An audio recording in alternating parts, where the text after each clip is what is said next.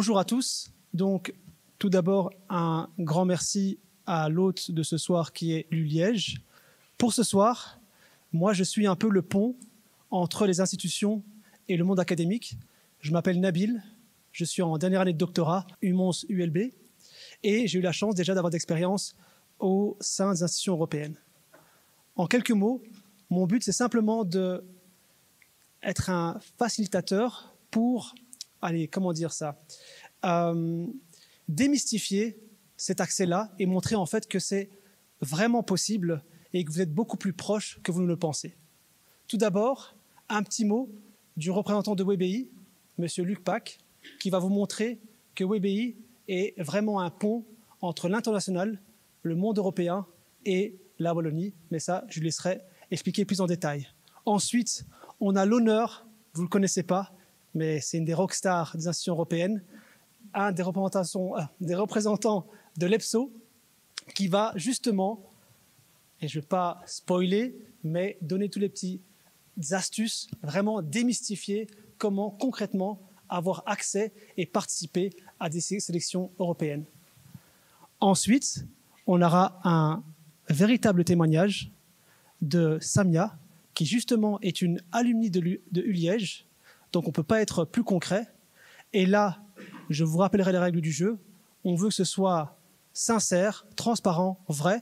Donc on compte sur vous pour poser toutes les questions nécessaires. Il n'y a aucun tabou. On m'a parlé de la cité ardente, comme quoi ici les gens sont audacieux, directs, chaleureux. Et ça, j'aimerais bien le voir ce soir. Et juste après ça, justement, après les questions-réponses, je vais vous challenger. C'est-à-dire qu'il y aura un quiz sur ce qui aura été dit ce soir. Et évidemment, qui dit challenge dit qu'il y aura un prix. 3 prix ce soir. Là, vous écoutez, hein. 3 prix ce soir. Tout d'abord, un chèque de 50 € à dépenser à Wallonie. Ensuite, une Bible sacrée, la toute dernière édition, sur tous les secrets, tous les meilleurs endroits. Bref, la Bible pour le date idéal, le plus romantique dans tous les plus beaux coins de Wallonie, la toute dernière édition. Et ça, pour le top 3, premier, deuxième et troisième. On a déjà une conférence à l'UCL qui ont fait des scores assez hauts. S'il vous plaît, montrez que ULiège est meilleur que ça. Enfin, juste après la réception des prix pour les gagnants du challenge, on aura un petit mot de conclusion. Sur ce, je ne vais pas prendre plus longtemps la parole et je vais laisser le mot à Monsieur Luc Pack, représentant de WBI. Merci. Bien, mais bonjour ou bonsoir à toutes et à tous. Tout d'abord, je voudrais, ce n'est pas banal, vous dire que je suis très content d'être ici, non seulement parmi vous, mais il y a, je crois, 3 ans, j'étais assis quelque part là au-dessus, non comme étudiant, mais comme papa de mon fils qui se faisait proclamer. Donc, il y a une certaine émotion dans ma présence ici ce soir. Alors, je vais vous dire quelques mots sur Wallonie-Bruxelles International, qu'on appelle plus communément WBI. Peut-être que c'est l'acronyme que vous entendez régulièrement. Et donc, qu'est-ce que Wallonie-Bruxelles International? Donc, c'est le service des relations internationales de la région wallonne et de la Fédération Wallonie-Bruxelles ou Communauté française de Belgique pour certains. Alors, dans ce contexte, la mission de WBI, elle consiste, entre autres, à favoriser les partenariats et les coopérations internationales dans les différentes compétences qui relèvent des entités fédérées. Je ne vais pas vous faire un cours de droit constitutionnel. Il y en a qui sont nettement plus compétents dans cette maison que moi. Mais donc, vous savez sûrement que depuis un certain nombre d'années, les entités fédérées ont acquis de plus en plus de compétences et donc qu'elles-mêmes peuvent exercer au niveau international. Quelques petits exemples. L'octroi de bourses pour favoriser la mobilité internationale. La participation à des événements internationaux comme les expositions universelles ou plus près de chez nous, en juillet de chaque année, le Festival du théâtre d'Avignon et bien d'autres encore. Alors, on vous l'a signalé, et Isabelle vous l'a dit au début, que cette organisation se faisait également dans le cadre de la présidence belge du Conseil de l'Union européenne, donc qui se déroule entre le 1er janvier et le 30 juin de cette année. Et WBI a également un rôle de représentation de l'État belge dans un certain nombre de conseils. Et donc c'est aussi important pour nous d'être présents. Nous avons organisé plusieurs réunions ministérielles dans des compétences qui relèvent des entités fédérées. Alors aujourd'hui, tout WBI n'est pas là. Je ne vais pas dire qu'on a pris les meilleurs, mais elles me disent oui, donc je peux dire que les meilleurs. Ce sont donc deux services de Wallonie-Bruxelles International, WB Wallonie-Bruxelles Campus et Wallonia Meets EU, autrement dit Wal Meet EU aussi. Alors Wallonie-Bruxelles Campus, donc c'est un service de WBI qui a pour objectif de promouvoir l'enseignement supérieur de la Fédération Wallonie-Bruxelles sur la scène internationale. Alors, comment est-ce que WB Campus s'y prend? Notamment via la participation à des salons professionnels de l'enseignement supérieur, à des salons destinés aux étudiants qui souhaitent poursuivre leurs études à l'étranger, ou en organisant le volet académique des missions officielles, telles que les visites d'État de nos souverains, ou encore les missions princières. Donc, Wallonie-Bruxelles Campus, est donc un service au service des institutions d'enseignement supérieur de la Fédération Wallonie-Bruxelles, donc en vue de vous aider, de les aider dans leur internationalisation, mais il est également au service des étudiants internationaux qui souhaiteraient réaliser un master ou un doctorat dans une de nos universités, d'une haute école ou d'un établissement d'enseignement artistique.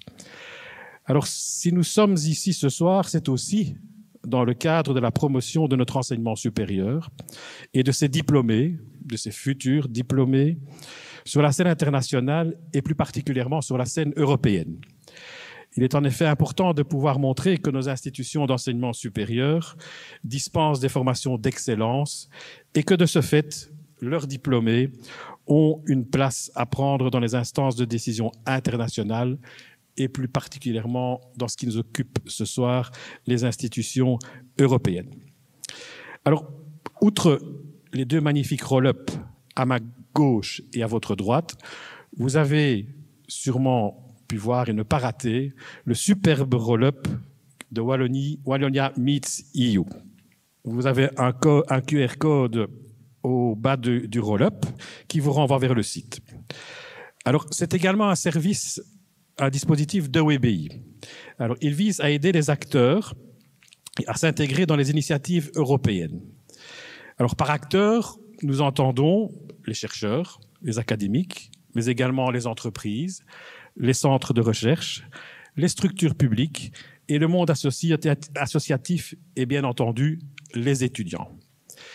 Alors, sur le site, donc, n'hésitez pas à prendre en photo le QR code, pas moi, mais le QR code, c'est le plus intéressant. Alors, qu'est-ce que le dispositif WalMeet EU? Donc, c'est une plateforme. Tout d'abord, c'est un site web sur lequel sont repris différents appels d'offres, des appels à projets, des appels d'experts que vous serez vraisemblablement un jour, donc à destination des opérateurs et des acteurs wallons. Donc ce dispositif est un dispositif donc wallon voulu par le gouvernement wallon.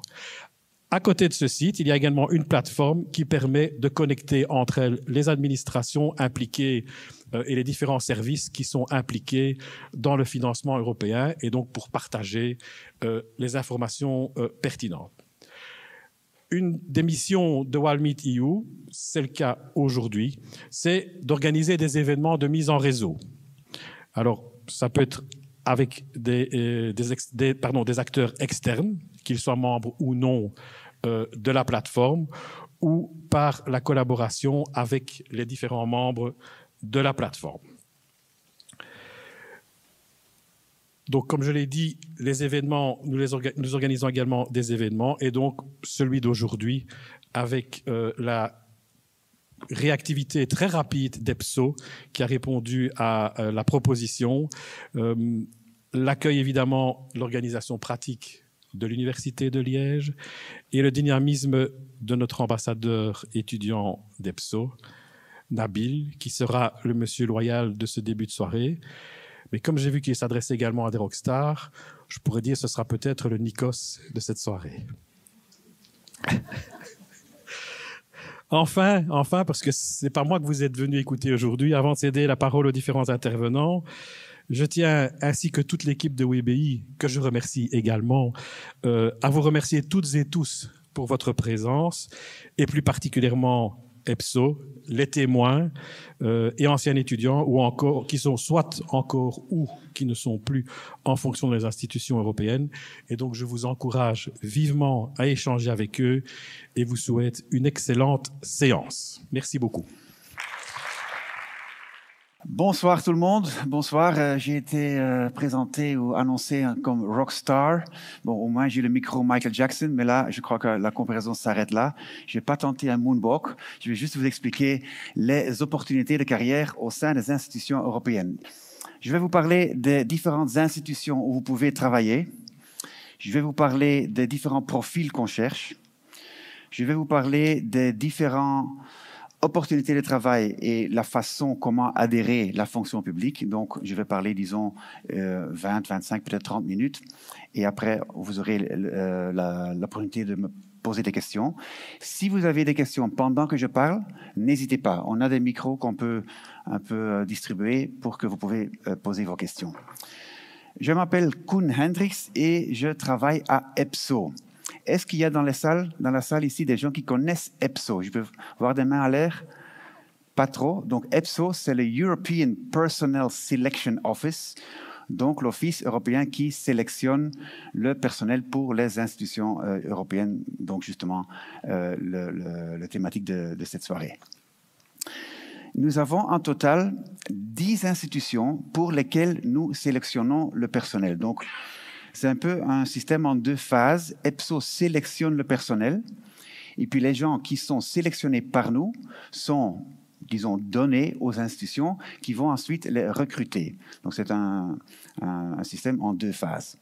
Vous voyez ici derrière moi les logos des 10 institutions pour lesquelles nous sélectionnons le personnel. Et je vais commencer avec un tout petit quiz. Après, vous aurez le grand quiz de Nabil. Mais on va essayer de voir si vous connaissez quelques-uns de ces logos des institutions. Donc, on va commencer en haut à gauche. Ce serait le logo de, et vous pouvez le dire comme ça vite fait. Premier à gauche, c'est le Parlement européen. Très bien. Le deuxième, personne? Conseil de l'Union européenne. Le troisième, vous le connaissez sûrement. La Commission européenne, très bien. Puis, il y a le quatrième, vous le connaissez, avec la balance. Cour de justice, je l'entends quelque part, très bien. Deuxième rangée à gauche, peut-être un peu plus difficile. C'est la Cour des comptes européenne. Puis le deuxième, là, quelqu'un? C'est pas facile, je sais. Hein? The EEAS, the European External Action Service, ou le service extérieur d'action, le service européen d'action extérieure, je dois dire. Puis nous avons 2 comités. Il y a le comité économique et social, il y a le comité des régions européens. Puis tout en bas, il y a encore le médiateur européen. Et le plus petit, l'institution la plus petite se trouve ici à droite, EDPS. Alors on peut deviner, le E c'est pour European. DP, quelqu'un? Data Protection, très bien. Et puis S pour, dans ce cas, Supervisor ou service, si vous voulez. Donc, le service européen de protection des données. Bon, ça, c'était ma dernière question, d'accord? Donc, vous voyez là les 10 institutions pour lesquelles vous pouvez travailler si vous êtes lauréat d'une de nos procédures de sélection. Les sièges se trouvent à Bruxelles et à Luxembourg. Mais nous avons aussi d'autres lieux de travail, outre ces 2 villes où se trouvent donc les 2 sièges. En total, il y a à peu près 40 000 personnes qui travaillent pour les institutions. La majorité, bien sûr, à Bruxelles et à Luxembourg, disons 80%. Et les autres travaillent dans d'autres lieux. Nous avons ce qu'on appelle des représentations dans chaque capitale européenne. Nous avons un réseau d'agences, plus de 40 agences dans tous les États membres. Puis, on a des Joint Research Centers, donc des centres de recherche communs dans 5 États membres. Et puis, on a des délégations, en fait des ambassades, si vous voulez, dans des pays tiers, donc hors Europe. Donc, vous pouvez travailler dans tous ces différents lieux, mais bien sûr, comme j'ai dit, la majorité travaille à Bruxelles et à Luxembourg. Qui sont les gens que nous cherchons dans toutes ces institutions? Bien sûr qu'on a besoin de beaucoup de juristes, on a besoin de beaucoup d'économistes, on cherche beaucoup de linguistes, c'est normal parce que pourquoi est-ce qu'on a besoin des juristes? Nous produisons de la législation, c'est clair. Nous cherchons des économistes parce que nous sommes une communauté économique. Et pourquoi des linguistes? Parce que nous avons 24 langues officielles dans lesquelles nous communiquons avec les citoyens. Donc, on a besoin de traducteurs et d'interprètes, par exemple. Mais hors ces, disons, grandes catégories de staff, nous avons besoin de pratiquement tout le monde. Tout le monde avec un degré, avec un diplôme, a une possibilité de venir travailler chez nous. Ça, c'est un peu le message de ce slide. Nous cherchons des gens avec un parcours scientifique. Nous avons besoin de historiens, de psychologues, de webmasters, d'experts en finance, en comptabilité. Enfin, n'importe quel diplôme vous avez, ça c'est important de savoir, n'importe quel diplôme vous avez, vous pouvez venir travailler chez nous. Et je vais en revenir plus tard encore. Alors, pour venir travailler chez nous, il y a quelques critères à cocher. Tout d'abord, il faut être citoyen d'un des États membres européens. Est-ce qu'il y a dans cette salle des gens qui sont non européens? Quelques-unes, d'accord. Alors, pour les non européens, il y a deux exceptions. Vous pouvez faire un stage, et je vais en parler plus tard. Il y a un nombre limite de places stagiaires pour des non européens. Et vous pouvez devenir ce qu'on appelle un agent local dans la délégation de votre pays d'origine. D'accord? Donc, je vais vous donner un exemple. Si, par exemple, prenons le Royaume-Uni, qui n'est plus un État membre, on est d'accord. Nous avons donc maintenant une délégation à Londres, ce qui veut dire que les Britanniques peuvent devenir un agent local à la délégation à Londres. Et ça, c'est comme ça que ça passe pour tous les autres pays aussi. Ça, ce sont les deux seules exceptions pour les non-européens. Pour tous les autres contrats, et je vais en parler plus tard, il faut la citoyenneté ou la nationalité européenne. Deuxième critère, il faut parler au moins 2 langues européennes. 2 langues suffit, d'accord? Pour vous, sûrement, ce sera le français et peut-être l'anglais ou une autre. À vous de choisir. Les 2 langues que vous devez choisir quand vous allez faire des tests chez nous, on va en parler plus tard, vous pouvez les choisir des 24 langues officielles européennes. Okay? Ça, c'est le deuxième critère. Le troisième, c'est qu'il faut un diplôme, comme j'ai dit déjà. Si vous avez un diplôme universitaire, vous pouvez devenir ce qu'on appelle un administrateur. C'est un terme un peu, disons, pas très sexy, disons, mais les administrateurs sont les gens avec un diplôme universitaire, d'accord? Si vous avez un diplôme non universitaire, vous pouvez toujours venir travailler chez nous en tant qu'assistant. Ce sont les 2 catégories de personnel qu'on offre, administrateur et assistant. Puis le 4e critère, en fait, est facile. Il faut bien sûr aimer de travailler dans un environnement multiculturel, multilingue, qui va de soi. Donc, si vous cochez ces 3 ou ces 4 critères, vous êtes éligible à participer à un concours, je vais en parler, à une procédure de sélection pour venir travailler chez nous. Donc, je crois que la majorité, peut-être dans cette salle, est déjà éligible. Je peux voir quelques mains à l'air si vous êtes déjà éligible. Vous voyez, la grande majorité même est éligible. D'accord? Alors, en tant qu'employeur, on offre beaucoup. Je ne vais pas parler de toutes les cases que vous voyez là, mais je vais en prendre quelques-unes. Bon, le premier en haut, là, le travail est intéressant, c'est normal, ça va de soi. Vous devez savoir que n'importe quelle politique dont vous pouvez penser, quoi que ce soit la sécurité maintenant, l'environnement ou le changement climatique, la recherche scientifique, le développement régional, toute politique a un niveau supranational, un niveau européen au-dessus, dans lequel vous pouvez travailler. Et c'est super enrichissant, c'est super intéressant, c'est parfois dur, c'est parfois lent et long, mais le projet est là, et le projet est très riche, et faire part de ces politiques pour les faire avancer, c'est très intéressant et enrichissant. Bien sûr qu'il y a un cadre international de travail, ça je ne dois pas expliquer. Moi, comme j'ai dit, je travaille à EPSO.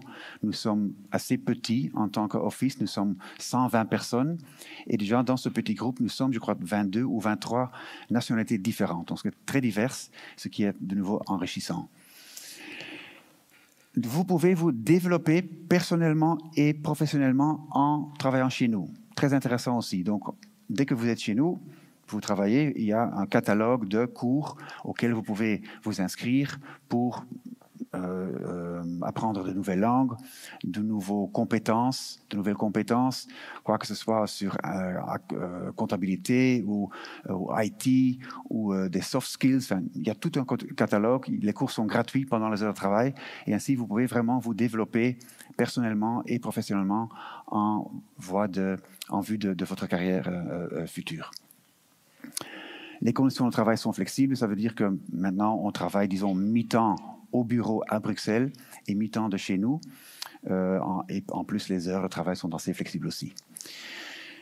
Pour moi, la case la plus intéressante sur tout ce slide, c'est le prochain, la mobilité interne d'emploi. Beaucoup de gens pensent qu'une fois qu'on est lauréat d'un concours et qu'on commence à travailler au sein des institutions, qu'on doit faire cette fonction tout au long de sa carrière, jusqu'au moment de la retraite. Et ce n'est pas du tout le cas. Tout le monde, vraiment tout le monde chez nous, fait différentes fonctions en étant un fonctionnaire en dessous de cette parapluie européenne. Et c'est assez facile. Nous avons un catalogue de postes vacants internes. Si vous cherchez un autre emploi, vous regardez ce catalogue. Si vous trouvez un emploi intéressant, vous postulez. Vous ne devez plus faire de tests, juste faire un entretien avec le futur chef d'unité. Si l'entretien se passe bien, vous prenez la nouvelle fonction, sinon vous restez où vous êtes. Donc vous ne pouvez pas vraiment perdre, mais vraiment faire votre carrière dans les ans qui suivent. C'est très intéressant. Si vous voulez, je vous parle un peu de mon propre parcours vite fait. J'ai étudié de l'ingénierie graphique, je crois qu'on dit en français, et de l'économie appliquée à Gand et à Leuven.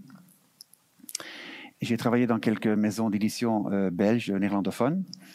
Et puis, j'ai fait un concours et j'ai commencé ma carrière européenne à Luxembourg, dans l'Office des publications européennes. Donc, il y avait un rapport avec ce que je faisais avant.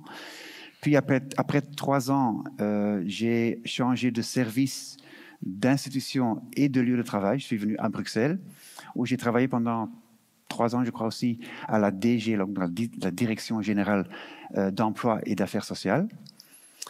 Et après 3 ans, j'ai encore changé vers la DG Mare, la DG des affaires maritimes, où j'ai travaillé sur la pêche pendant 6 ans, je crois. Et puis après, je suis venu à EPSO, où je mène maintenant l'équipe de communication externe. Donc, j'ai vraiment utilisé cette mobilité interne qui est vraiment fascinante. Tu peux vraiment aller de tous côtés. Vous êtes entraîné, bien sûr, il y a des cours, vous êtes formé pour bien faire votre fonction suivante. Mais donc, c'est une façon fascinante de développer professionnellement. Voyons, faire l'Europe ensemble, en fait, qu'est-ce que ça veut dire? Nous ne travaillons pas pour le profit d'une société, mais nous travaillons pour le bien-être de 450 millions de citoyens européens. Ça sonne grand, mais c'est grand. À la fin du jour, c'est ce qu'on fait. Hein? Et je sais que sûrement vous, tout le monde, cherche un emploi intéressant et bien payé. Mais outre ça, je sais que vous cherchez un emploi qui a du sens, qui supporte la société, qui donne quelque chose à la société, qui veut améliorer la société. Et c'est justement ce qu'on offre à un niveau assez élevé chez nous. Peut-être un dernier mot sur les allocations et les avantages. Vous devez savoir que nous sommes bien payés. Nous avons une bonne pension. Nous avons une bonne sécurité sociale. Nous avons des écoles européennes, donc vos futurs enfants peuvent être éduqués dans leur propre langue. Bon, bien sûr, ici en Belgique, ça va c'est assez facile pour vous. Vous êtes dans votre pays, vous n'êtes pas dépaysés comme moi, mais il y a beaucoup d'Européens, bien sûr, qui viennent ici avec leur famille et donc leurs enfants peuvent être éduqués dans toutes les langues de leur choix. Voyons maintenant un peu comment adhérer la fonction publique. Toute l'information se trouve bien sûr sur le site d'EPSO. Vous voyez ici la homepage de ce site. Donc, sur le site d'EPSO, vous allez voir dans la barre bleue en haut, au milieu, il y a mis, et ce n'est pas traduit d'ailleurs, je dois encore le faire traduire, Competitions and Casts. Les competitions, ce sont les concours, je vais en parler tout de suite. Les casts, ce sont les opportunités pour des agents contractuels. Je vais en parler plus tard aussi. Et puis, vous voyez après, emploi et stage. Donc, je vais un peu parler de tous les contrats que nous offrons. Nous offrons des contrats permanents et des contrats non permanents. Le contrat le plus intéressant et le plus important, si vous voulez, est bien sûr le contrat d'un fonctionnaire européen ou fonctionnaire permanent. Pour devenir un fonctionnaire, il faut passer le fameux concours européen. Et nous avons deux types de concours. Il y a tout d'abord le concours généraliste. Le concours généraliste est ouvert à tout le monde qui a au moins un diplôme universitaire bachelier. Je crois qu'on dit bachelier, bachelor. Et je crois de nouveau que la majorité dans cette salle a déjà ce diplôme. Dans tous les domaines, donc tout le monde qui a ce diplôme, n'importe quelle direction, quel domaine, peut passer ce concours, peut s'inscrire pour ce concours.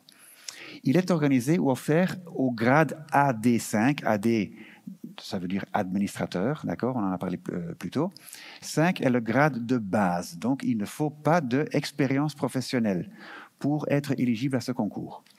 Bien sûr, si vous avez un master, si vous avez un PhD, si vous avez de l'expérience professionnelle en plus, n'hésitez pas à toujours vous inscrire à ce concours. Ça, ce sont ici les critères de base, les critères minimaux auxquels il faut cocher. Mais donc, tout le monde qui a plus de ça est bien sûr le bienvenu de postuler. Et beaucoup de candidats à ce concours ont en effet un master ou même un peu d'expérience professionnelle déjà. À part le concours généraliste, il y a aussi des concours spécialistes pour lesquels il faut un diplôme dans un certain domaine et il faut quelques années d'expérience professionnelle dans ce domaine du concours aussi, en plus. Un concours AD6, par exemple, demande un master plus 3 ans d'expérience dans le domaine du concours. Un AD7 demande un master plus 6 ans d'expérience dans le domaine. Donc, à voir où vous êtes dans votre carrière ou votre vie, vous pouvez postuler à toute possibilité à laquelle vous êtes éligible. Alors, qu'est-ce qu'un concours? On va voir maintenant les différentes étapes. Quand EPSO publie un concours sur notre site, vous devez vous inscrire en ligne sur ce site. Vous avez 1 mois de faire ça. Dès qu'on publie un concours, vous avez à peu près 1 mois, un peu plus même, de vous inscrire. Il faut créer un compte EPSO, qui est le moyen d'interaction entre nous. Et dès que vous avez créé un compte EPSO, que vous pouvez déjà créer maintenant si vous voulez, avec ce compte, vous pouvez postuler à toute procédure de sélection que nous offrons, à laquelle vous êtes éligible, bien sûr. Une fois que vous êtes inscrite, vous serez invité à une série de tests. Tout le monde qui s'inscrit sera invité. Les tests se passent en une seule journée, même dans une mi-journée même. Ça dure à peu près 3 à 4 heures, le total des tests. Et vous faites vos tests en ligne. Vous ne devez pas vous déplacer vers un centre de tests. Vous faites les tests de chez vous, de votre propre ordinateur. D'accord? Alors, qu'est-ce qu'on teste? Tout d'abord, on teste votre raisonnement verbal, numérique et abstrait. C'est un test de choix multiples. Avec une note minimale requise. Donc, il faut avoir au moins 5 sur 10. Parfois 6 sur 10, ça dépend du concours. Donc, dès que vous avez cette note minimale, 5 sur 10, ça suffit. Si vous avez 6 ou 7 ou 8 ou 9, n'importe, note minimale requise. Vous faites ce test dans votre langue 1. Comme je dis d'abord, quand vous postulez, vous devez indiquer 2 langues de test. Chaque fois, vous avez le choix entre les 24 langues. La plupart des gens prennent comme langue 1 leur langue maternelle. Mais si vous dites, je choisirai une autre langue. À vous le choix. D'accord? Comment vous préparer pour ce test? Sur notre site, vous allez trouver des exemples de tests. Allez voir là et entraînez-vous. C'est très important. Vous allez comprendre la difficulté de ces tests, de ces questions. Il y a aussi un facteur de temps. Donc, il faut pouvoir résoudre ces questions sous pression de temps. Et en vous entraînant, en faisant ceci beaucoup de fois, vous allez améliorer votre score. Donc, n'hésitez pas à aller voir. Il y a des exemples de tests dans toutes les langues disponibles. Donc, entraînez-vous. C'est très important parce que les questions ne sont pas très faciles. Le deuxième test pour les généralistes, pour le concours généraliste, est un test de connaissance UE. D'accord? De nouveau, en choix multiple. Cette fois-ci, votre note sera classée. Donc, juste atteindre la note minimale ne sera sûrement pas suffisante pour être parmi les lauréats à la fin. D'accord? Juste les meilleurs seront sur la liste des lauréats. Vous faites ce test dans votre langue 2. De nouveau, choix entre les 24 langues. Et pour vous préparer à ce test, comment vous préparer? Quand nous allons publier ce test, ce concours sur le site, nous allons aussi publier un lien vers un gros document.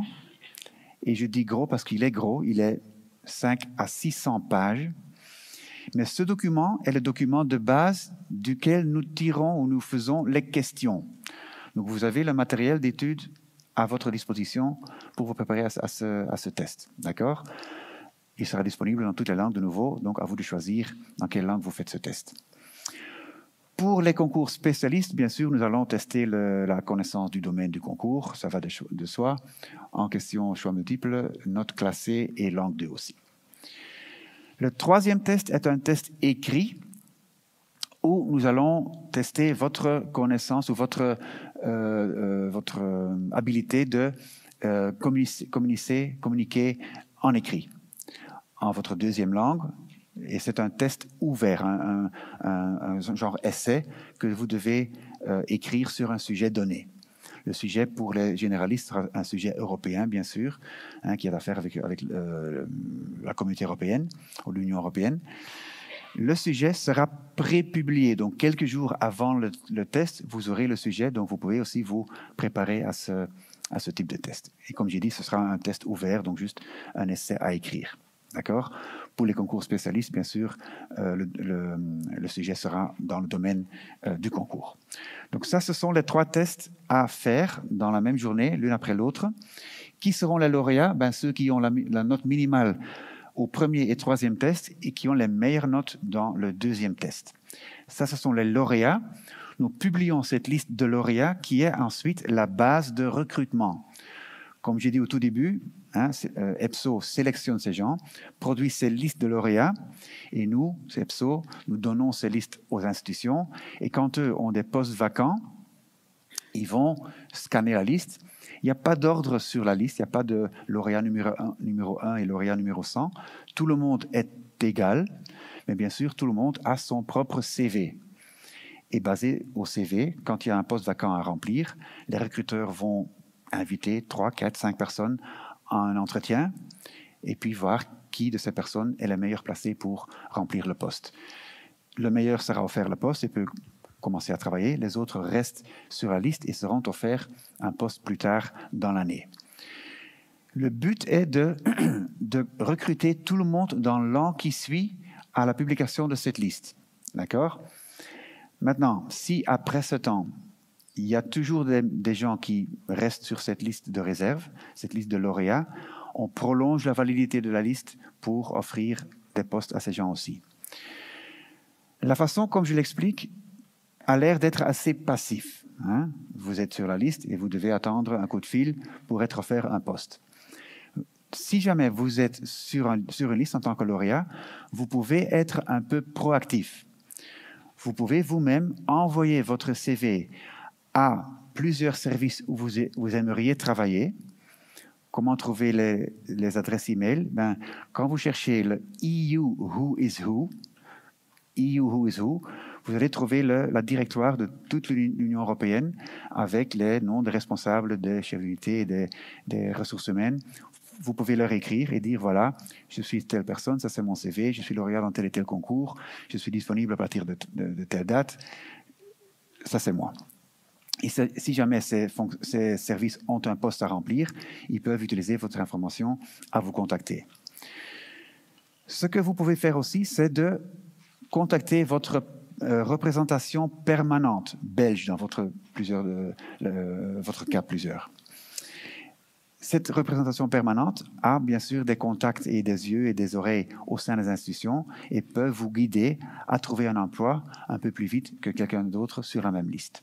Sur ce slide-ci, vous voyez quelques opportunités en cours et à venir. Donc le premier là, c'est un concours où on cherche des experts en transport, mais c'est un concours AD7, qui veut dire qu'il faut au moins un master dans le domaine, plus 6 ans d'expérience dans ce domaine. Donc sûrement pas pour ce groupe-ci, je crois, juste pour vous donner une idée. Puis après, il y aura un concours pour les inspecteurs nucléaires, puis un AD6 en économie, un AD7 en gestion de crise et migration, et puis le fameux concours généraliste.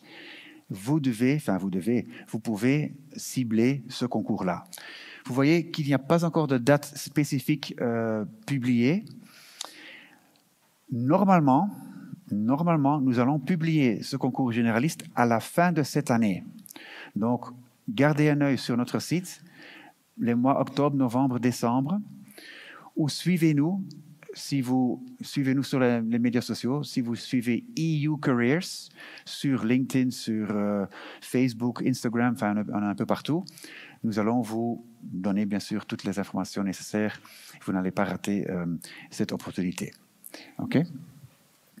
Alors, tout ce que j'ai dit jusque maintenant concernait la fonction publique, donc les fonctionnaires permanents. Comme j'ai dit, il y a d'autres contrats. On en a pas mal, et je vais vous parler de tout autre contrat disponible. Il y a des agents contractuels, je vais en parler dans 2 minutes. Il y a des agents temporaires, dont je vais parler aussi un peu plus tard. Les intérimaires sont des gens qui sont recrutés via une agence d'intérim, comme Randstad, vous la connaissez sûrement, qui se trouve à Bruxelles et à Luxembourg d'ailleurs. Les intérimaires sont des gens qui remplacent des personnes qui sont en maladie un peu plus longue ou qui sont en congé de maternité, par exemple, et qui doivent être remplacés pendant cette période de temps. Donc, plutôt de courte durée, des contrats de courte durée. Pas tellement intéressant selon moi, mais bon, les contrats existent. Donc, si jamais vous veuillez tenter, inscrivez-vous chez Randstad. Et on cherche des intérimaires à travers eux. Les indépendants. Les indépendants sont surtout trouvés dans les services linguistes. J'ai déjà parlé des traducteurs et des interprètes. Les fonctionnaires traducteurs ou interprètes doivent connaître 3 langues européennes parce qu'ils travaillent toujours de 2 langues sources européennes vers une langue cible européenne. Et j'ai dit européenne parce que ce sont 3 langues européennes. Maintenant, imaginez-vous que nous avons un sommet avec la Chine. Il nous faut de la traduction vers et en chinois. Et là, on fait appel à des indépendants qui parlent chinois pour faire la traduction pendant cette période-là. Ce genre de contrats ou d'offres seront publiés sur le site, par exemple, de la DG, Direction Générale de la Traduction de la Commission. Donc là, si jamais vous parlez de langue tiers, vous pouvez chercher ces opportunités sur ce site. Puis nous avons des experts nationaux détachés. Ce sont des gens qui sont fonctionnaires dans leur pays et qui sont ensuite détachés vers les institutions et ils viennent travailler chez nous 2, 3, 4 ans et ils nous donnent leurs connaissances et leurs compétences pendant ces années-là. Mais donc, il faut d'abord être fonctionnaire belge, je crois dans votre cas, pour adhérer à cette fonction. Ces postes sont trouvés via le ministère d'Affaires étrangères, de nouveau dans votre cas belge. Puis les stagiaires, je vais en toucher un peu plus tard. D'abord, les agents contractuels. C'est un groupe assez important. Nous avons sur le site d'EPSO une liste d'une 20aine de profils qui est disponible en permanence. Ça veut dire qu'il n'y a pas de date de limite de vous inscrire. Déjà, aujourd'hui, ce soir, si vous voulez, vous pouvez vous inscrire à un ou plusieurs de ces profils. Maintenant, je dois être honnête, la plupart des agents contractuels qui aient offert un contrat sont déjà des gens avec un peu d'expérience professionnelle. Mais je vous explique quand même comment ça fonctionne. Donc, il y a une vingtaine de profils. Disons que vous avez un diplôme en IT, disons. Vous pourriez vous inscrire au troisième là, Information Communication Technology, ou le quatrième, IT Security, dépendant de votre domaine. Il y a aussi au milieu la Project Management, par exemple, donc à voir pour lesquels vous êtes éligible et vous pouvez vous inscrire. Dans la troisième colonne, vous voyez le grade. Vous vous rappelez des grades administrateurs et assistants pour les fonctionnaires, AD et AST. Pour les agents contractuels, on parle de Function Group ou groupe de fonctions, 1, 2, 3 et 4. 3 et 4, c'est le niveau administrateur, donc universitaire.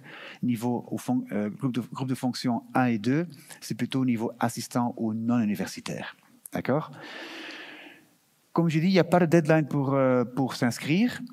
La différence est, quand je compare avec un concours pour devenir fonctionnaire, quand vous vous inscrivez à un concours, tout le monde qui s'inscrit est testé. Vous vous rappelez, j'ai dit ça. Tout le monde qui s'inscrit sera invité au test. Pour les agents contractuels, c'est différent. Vous vous inscrivez, ce qui veut en fait dire que vous êtes intéressé à venir travailler chez nous. Vous montrez votre intérêt. Mais vous êtes placé dans une liste de base, une base de données. Et seulement quand un service recruteur cherche à remplir un poste agents contractuels, eux, ils vont faire une présélection d'une série de gens desquels ils pensent que ces personnes sont capables à remplir mon poste. Ces gens seront envoyés à EPSO, chez nous, et nous allons tester leur raisonnement verbal, numérique et abstrait dans leur première langue. Si la personne réussit ces tests, elle est recrutable, elle va passer un entretien, et si ça passe bien, elle sera offerte un contrat. D'accord? Donc, c'est encore une façon de venir travailler chez nous. Les agents contractuels ont normalement un contrat initial de 1 ou 2 ans, renouvelable à un maximum de 6 ans. D'accord? Il y a pas mal de gens qui font ça. Et en étant agent contractuel, ils passent des concours ou ils cherchent à être, par exemple, un agent temporaire, dont je vais parler maintenant. Donc, les agents temporaires, tout d'abord, ne sont pas sélectionnés par EPSO, centralement, mais par chaque institution ou agence qui les recrute. Donc là, c'est direct. Et c'est assez intéressant, ce contrat agent temporaire. Pourquoi? Tout d'abord, il ne faut pas passer le concours, qui est assez long et, disons, difficile quand même.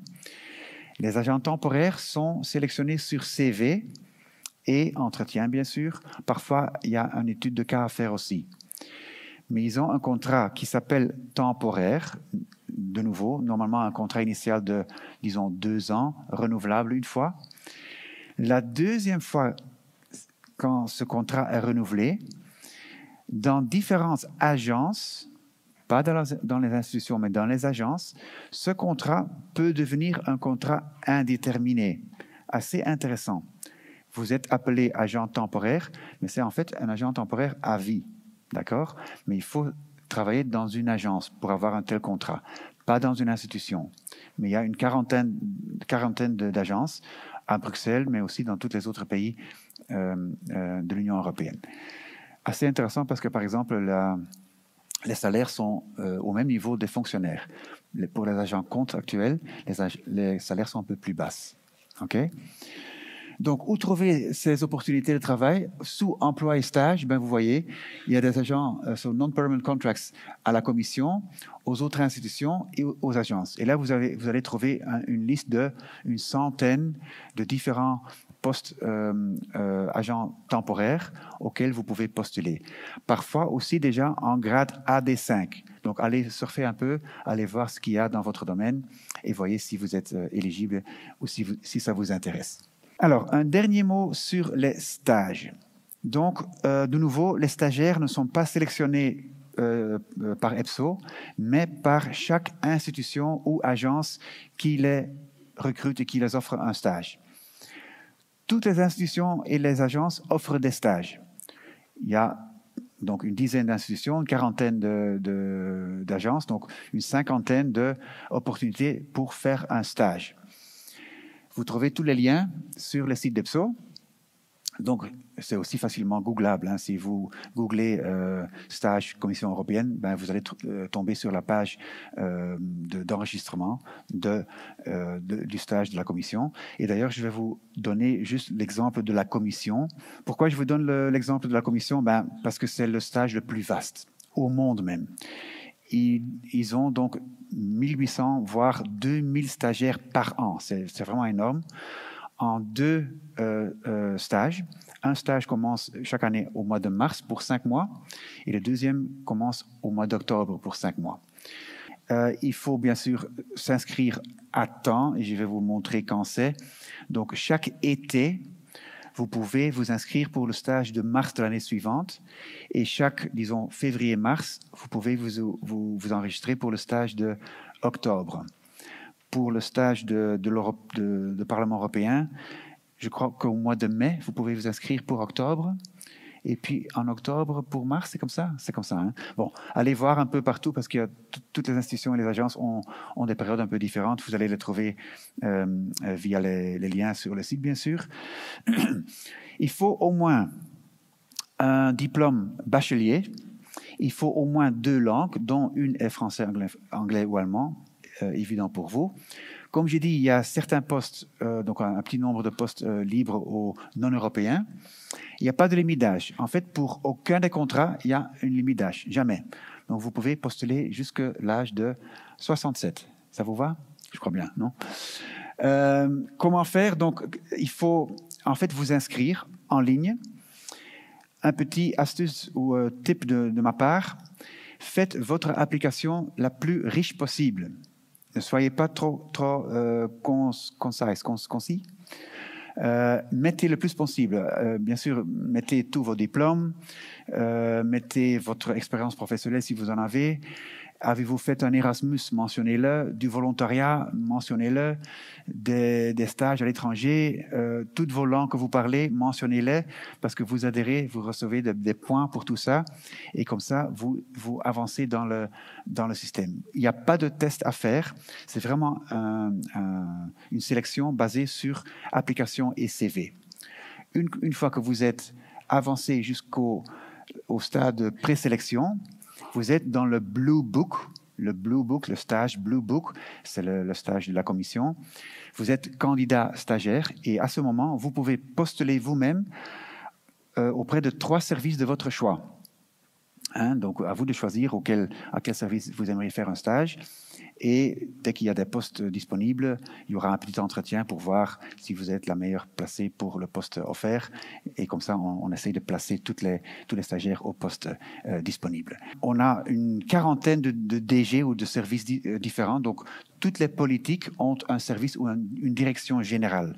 Et vous, en tant que candidat stagiaire, vous pouvez postuler à la politique ou à la direction générale, service où vous aimeriez faire votre stage. Ça dépend surtout de votre diplôme sûrement et de vos intérêts, bien sûr. Pourquoi est-ce que c'est intéressant de travailler en tant que stagiaire ou autre, ou par exemple agent contractuel chez nous? Une fois que vous êtes, par exemple, disons stagiaire au sein des institutions, vous allez élargir votre réseau et vous allez entendre d'opportunités de travail après votre stage. Il n'y a pas de lien direct entre être un stagiaire et devenir fonctionnaire, par exemple. Si vous voulez devenir fonctionnaire, il faut passer le concours. Mais par exemple, en tant que stagiaire, si vous êtes là et si votre chef a un poste comme agent contractuel, par exemple, dans son unité, et cherche à le remplir, et s'il aime votre travail, il pourrait vous demander de vous inscrire sur un des profils et vous présélectionner pour vous envoyer à être testé par nous et ensuite vous offrir le poste. Il y a pas mal de stagiaires qui, comme ça, arrivent à rester chez nous un peu plus longtemps que juste les 5 mois du stage. Juste un petit tip. D'accord? Je vais m'arrêter là et puis on passe la parole à Samia, qui est en fait une étudiante de cette université même et qui travaille maintenant au Parlement européen. Je vous remercie déjà et après il y aura encore l'opportunité pour me poser des questions sur tout ce que j'ai expliqué aujourd'hui. Merci. Ça me fait à la fois très plaisir mais aussi très bizarre d'être ici dans cet amphithéâtre. Alors premièrement parce que je viens de Liège, j'ai étudié à Liège, j'ai fait toutes mes études ici et j'ai eu de nombreuses heures dans cet amphithéâtre même parce que j'ai eu des cours, des examens et j'ai même eu ma remise de diplôme ici même. Donc voilà, je voulais aussi remercier l'Université de Liège, WBI et EPSO de m'avoir invité à partager mon témoignage avec vous aujourd'hui. Donc moi j'ai ce qu'on appelle un parcours plus ou moins atypique pour le Parlement européen, alors qu'au final vous allez voir que c'est pas vraiment le cas, mais j'ai étudié la psychologie.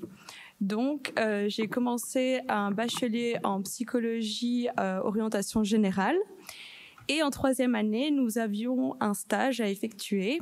Et ici, j'aimerais vraiment souligner l'importance des stages, que ce soit à un niveau personnel ou dans le cadre des études, parce qu'en général, ça permet, si pas de découvrir ce qu'on aime, mais au moins de savoir ce qu'on n'aime pas. Et moi, dans mon cas, ça m'a permis de redéfinir et de reclarifier mes objectifs de vie, ce qui a fait que, par exemple, je me suis rendu compte que je ne voulais pas être psychologue clinicienne. Donc, sur ce, j'ai commencé à réfléchir à la suite de mes études, puisque je devais choisir un master. Et je me suis orientée vers la psychologie du travail, des organisations et la psychologie sociale. Alors, dans le cadre de mon master, j'ai effectué 2 stages. Un premier en ergonomie qui a été fait dans la chocolaterie Galère, que j'imagine que vous connaissez tous. Et le deuxième, c'était un stage de recherche sous la supervision du professeur Benoît Dardenne en psychologie sociale, qui était également lié à mon mémoire. Je vais vous épargner les détails, mais j'ai aussi fait le choix assez atypique de partir en Erasmus en dernière année de master. Alors je dis que c'est inhabituel parce qu'en général en psychologie, nous avons des stages et des études à mener qui prennent énormément d'heures. Moi, j'ai quand même décidé de le faire, donc je suis partie étudier un semestre à Paris entre septembre et février, puisque les cours se donnaient à Paris à ce moment-là. Et lorsque je suis rentrée, je me suis rendu compte que je manquais de temps pour rendre mon mémoire en juin ou en septembre. Donc, j'ai décidé de le rendre en janvier et grâce à ces quelques mois supplémentaires, j'ai réfléchi à la suite et donc à la carrière que je voulais avoir puisque j'allais être diplômée. Et là, j'ai postulé au stage Schuman. Donc, les stages Schuman, ce sont les stages du Parlement européen. Mon collègue Kuhn a parlé des stages Blue Book qui sont de la Commission. Et moi, je vais vous parler un peu plus précisément des stages Schuman. Alors, comme il l'a expliqué, ça fonctionne de la même manière au Parlement, c'est-à-dire qu'il y a 2 sessions de stage qui sont organisées par an. La première est en mai, vous postulez en mai pour commencer en octobre, et la deuxième est en novembre, si je ne me trompe pas, pour commencer en mars, qui était donc mon cas. J'ai été diplômée en janvier 2020 et j'ai commencé mon stage en mars 2020. Donc, les offres de stage ne sont publiées qu'à ces périodes-là. C'est pendant 1 mois, vous pouvez sur le site internet du Parlement regarder les différentes offres de stage. Il est possible de sélectionner votre stage avec différentes manières. Soit vous réfléchissez au domaine dans lequel vous voulez travailler, et là encore une fois, vous allez vous rendre compte qu'il y a énormément de domaines différents, et pour n'en citer que quelques-uns, j'ai la feuille avec moi. Il y a les politiques internes et externes de l'Union, la finance, le droit, le multilinguisme, l'administration, les infrastructures et la logistique, mais aussi la communication et l'informatique. Moi, j'ai choisi les ressources humaines et j'ai fait mon stage dans l'unité dans laquelle je travaille toujours actuellement d'ailleurs. Et juste pour repréciser qu'il y a 2 types de stages. Donc le premier, ce sont les stages Schuman dont je suis en train de vous parler et qui ont été mon expérience.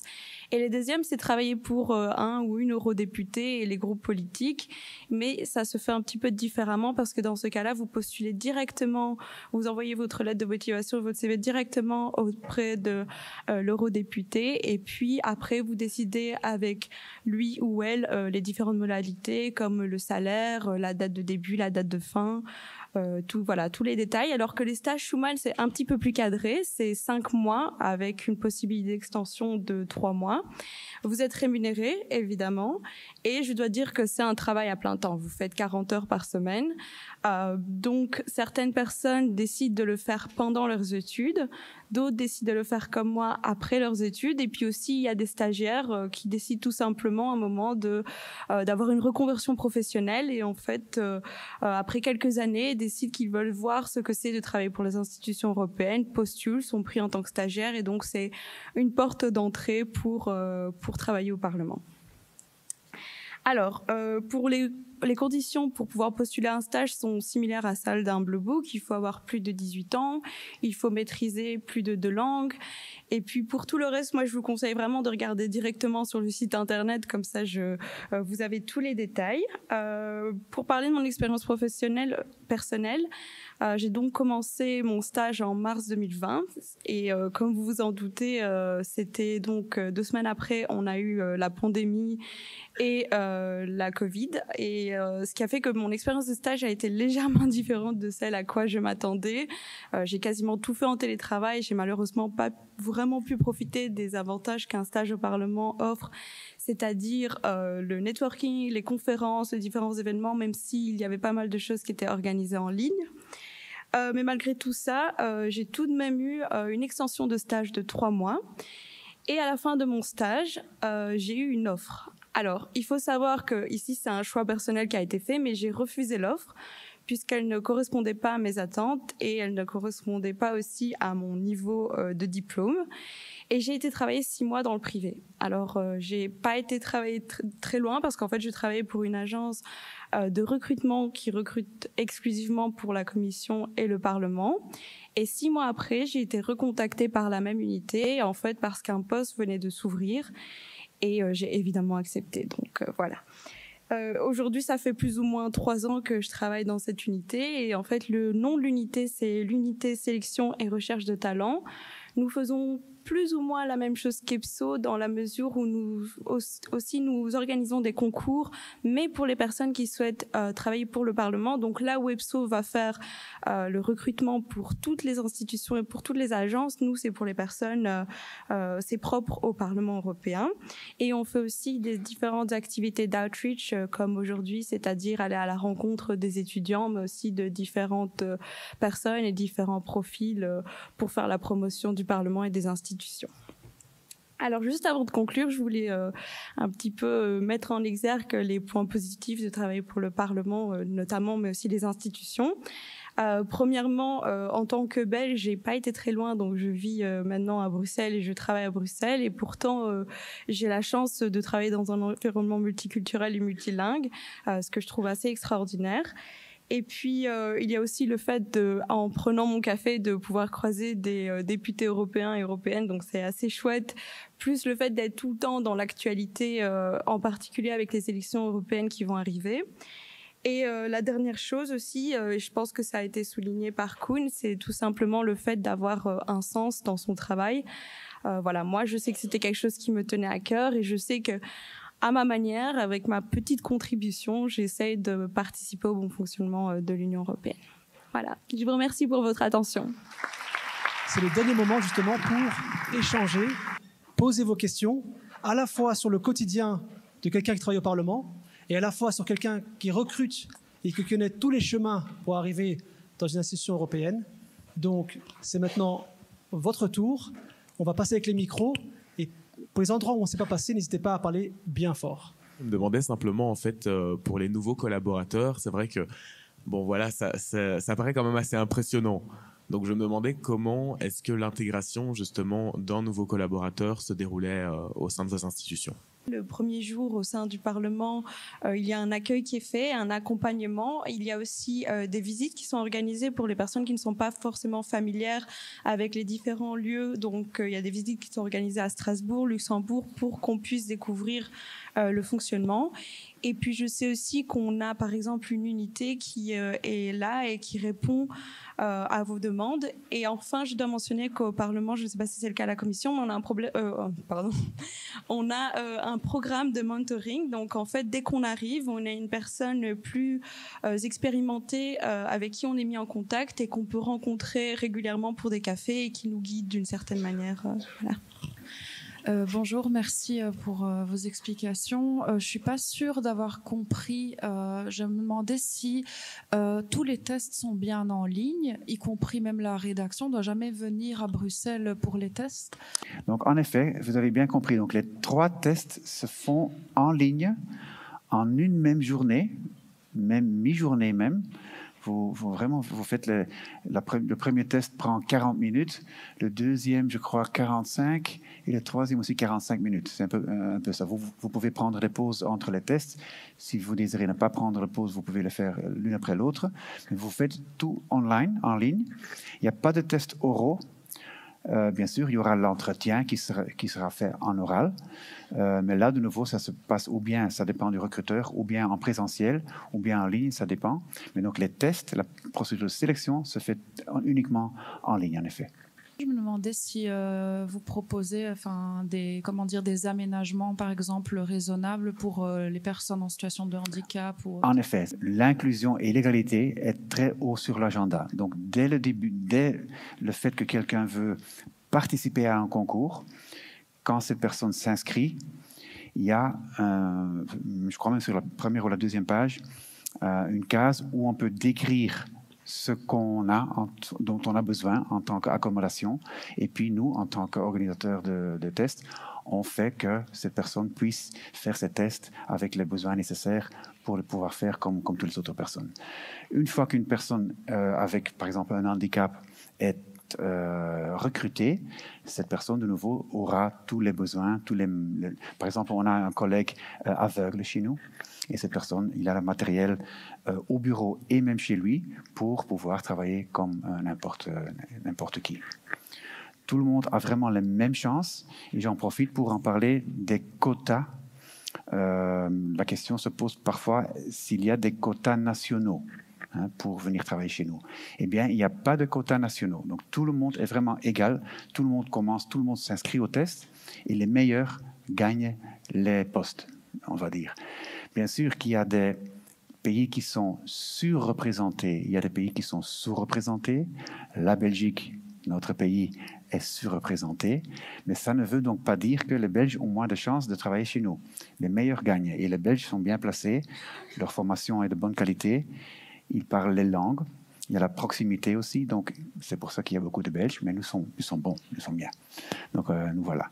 Mais en effet, il y a des pays sous-représentés, comme par exemple les pays nordiques, la Finlande, la Suède, le Danemark, où on fait un peu plus de outreach, un peu plus d'efforts pour les attirer à faire les concours. C'est tout ce qu'on peut faire. Petite question concernant les tests de raisonnement abstrait. Est-ce que vous avez des recommandations pour s'y entraîner ? Nous, EPSO, nous n'offrons pas de publication ou de matériel, mais je vais vous donner un petit conseil peut-être. Il y a un livre sur le marché qui s'appelle The Ultimate EU Test Book. Okay? Ce livre coûte 55 €, je crois, c'est un petit investissement. Vous pouvez le commander en ligne. Je n'ai rien à voir avec cette société qui la publie, mais c'est un bon livre avec, je crois, 600 questions, avec réponses plus explications pourquoi la réponse est la bonne. Et comme ça, vous pouvez vous entraîner un peu plus à ce test. Il y a également un site internet qui s'appelle EU Training. Et étant donné que les tests sont en ligne, moi, par exemple, je m'étais personnellement préparée d'abord avec un livre et puis après avec le site internet, avoir les mêmes conditions en ligne que le jour du test. Et c'est également payant, par contre. Est-ce que la langue 1 doit absolument être la langue du diplôme? Non. C'est vraiment à vous de dire, ceci est ma première langue de test et l'autre est ma deuxième langue de test. À vous de choisir. Donc, il n'y a pas de rapport entre diplôme ou même langue maternelle ou nationalité. C'est à vous le choix. Mais comme j'ai dit, la majorité prend leur langue maternelle en tant que première langue de test. Et puis la deuxième, c'est plutôt l'anglais pour la plupart des gens. Mais de nouveau, toutes les langues sont acceptées et on offre les tests dans toutes les langues. Petite question, donc vous avez parlé des examens en ligne préparatoires et des livres. Est-ce qu'il existe des journées portes ouvertes pour les futurs postulants ou alors des espèces d'ateliers préparatoires aussi? EPSO, nous n'organisons pas de sessions d'entraînement ou de sessions d'exemples de tests, ça on ne fait pas. On a le matériel disponible sur le site. Est-ce que le télétravail est toujours possible ou est-ce qu'il faut être sur place tous les jours ouais. Oui, à EPSO, nous travaillons 2 jours au bureau à Bruxelles et 3 jours à la maison. Je ne sais pas, au Parlement, c'est différent, peut-être 3 au bureau? En fait, au Parlement, on a le choix. Et on peut choisir son régime de télétravail, donc ça peut être 2 jours ou 3 jours. Et je dois dire que depuis récemment, donc depuis début mars, on a également la possibilité de faire du télétravail depuis l'étranger. Voilà, c'est pas mal, surtout pour les personnes qui sont expats. Oui, donc c'est assez flexible. Aussi, les heures de travail, avant Covid, il y avait vraiment, tout le monde était au bureau pour commencer, mais il y avait vraiment des créneaux horaires entre 9 heures et 5 heures. Mais là, maintenant, c'est assez flexible. En plus, si vous voulez travailler 90% ou 80% ou même voire 50%, c'est possible. Ça dépend un peu, bien sûr, de l'unité où vous travaillez, mais tout ça peut s'arranger. Si jamais on veut postuler pour des positions à D6 ou à D7, par exemple, est-ce que les doctorats, ça compte comme expérience ou pas? Oui, pour 2 ans maximum. 2 ans, oui. OK. Ma question portait sur le test général. Il fallait un bachelier universitaire, mais haute école, c'est possible ou ça ne compte pas? An academic bachelor, not a professional bachelor. Donc ma question, ce serait quelles sont les opportunités pour travailler dans un domaine scientifique à l'Europe? Bien sûr, on a besoin de plus de juristes que de scientifiques, mais quand même. Par exemple, à la commission, il y a une DG de recherche. Puis, moi, j'ai travaillé à la DG Mare, comme j'ai dit, la DG des affaires maritimes. On a des marine biologists, donc des biologues maritimes, sûrement qu'on dit en français. Donc, ça dépend un peu dans quel DG vous êtes. Et il y a la DG Industrie, il y a la DG DEFIS, qui s'appelle Defense Industry and Space, par exemple, où il y a plein de scientifiques. Il y a des agences, il y a des centres de recherche, 5 en Belgique, aux Pays-Bas, en Allemagne, en Espagne et en Italie. Donc, il y a quand même pas mal de possibilités. Il y a plein d'agences aussi qui ont besoin de scientifiques. Donc, regardez un peu sur le site ce qu'il y a possible. Dans les centaines qu'on a actuellement en offre, il y a déjà des scientifiques cherchés. Et puis, à fonction des besoins, on offre d'autres postes. Il y a pas mal de commissions. Je vous conseille de regarder la liste parce qu'en fait, elles sont concentrées sur des sujets bien spécifiques et je pense que tout le monde peut trouver son bonheur. Et aussi dans les groupes politiques où certains députés européennes cherchent particulièrement des personnes spécialisées dans certains domaines pour justement avancer sur la question. Concernant la connaissance des langues, est-ce qu'un niveau C1 est suffisant ou alors il faut... Il faut connaître 2 langues. Une langue doit être au niveau C1 minimum et l'autre au niveau B2 minimum. Il ne faut pas démontrer votre connaissance au vos niveaux de langue avec un certificat ou un diplôme. Ce n'est pas nécessaire pour les concours. Pour les stages, si. Pour les stages, il faut démontrer vos niveaux de langue avec, comme j'ai dit, un certificat ou si vous avez eu votre diplôme dans une certaine langue, ça compte bien sûr aussi. J'ai été très agréablement surpris de voir que près de 3/4, entre 2 tiers et 3/4 d'entre vous étaient ou sont intéressés par une carrière au niveau européen, voire international. Et donc, pour une institution qui se charge de la promotion de nos talents à l'extérieur, mais aussi dans les institutions internationales, c'est évidemment un signe tout à fait positif. Merci.